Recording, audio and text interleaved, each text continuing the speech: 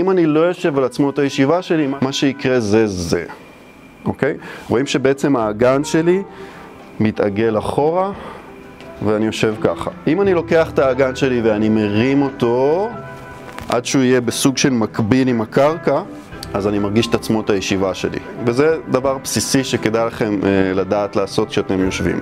אפשר לשחק עם הדבר הזה קדימה ואחורה, גם כשאני נשען וגם כשאני הולך קדימה וגם כשאני הולך אחורה, אבל האגן הוא חלק מאוד מאוד חשוב, ועצמות הישיבה זה השפיץ התחתון של האגן. אז שימו שני הידיים על השפיץ העליון של האגן, תרגישו פה את החלק הזה, תרגישו את האגן שלכם, ותשימו לב מה קורה כשאתם עושים את הפעולה הזו.